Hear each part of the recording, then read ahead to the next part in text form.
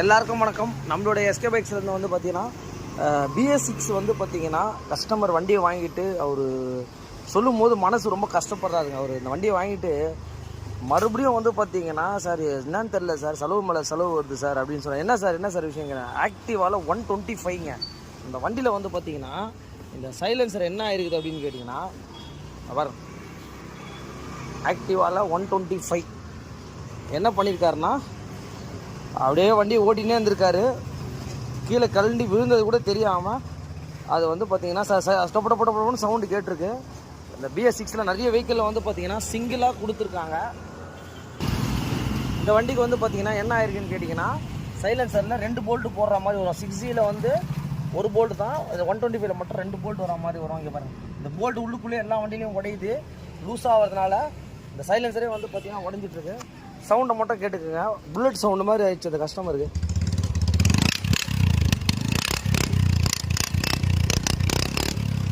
இந்த ஒர்க்கை பண்ணி தர முடியுமான்னு சொல்லிட்டு நம்ம கஸ்டமர் இந்த வண்டி எடுத்து வந்திருக்காரு. எவ்வளோ ஓடி இருக்குது அப்படின்னா 24,000 கிலோமீட்டர் தாங்க ஓடி இருக்குது. அதுக்குள்ளே சைலன்ஸ் எல்லாம் உடையுமான்னு சொல்லிட்டு அந்த கஸ்டமர் வந்து ரொம்ப ஒரு கஷ்டப்பட்டு நம்மக்கிட்ட சொல்லியிருக்காரு. இந்த ஒர்க்கை பண்ணிவிட்டு எப்படி பண்ணுறோன்றதை பார்த்துலாம். சைலன்சர் வந்து பார்த்திங்கன்னா எப்படி இருக்குன்றத பார்த்துருக்கேன். இந்த சைலன்சரே வந்து BS6 வந்து பார்த்திங்கன்னா இந்த மாதிரி தான் இருக்கும் உங்களுக்கு.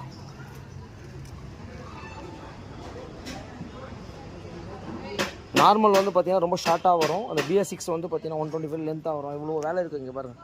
ஃபுல்லாக எல்லாம் ப்ராப்பராக கழட்டி எல்லாம் வெல்டிங் பண்ணி இந்த மாதிரி த்ரெட் உள்ளே வர போல்டு எல்லாமே நம்ம ரிமூவ் பண்ணி எடுத்துகிட்டு புது போல்டு போடணும் உங்களுக்கு.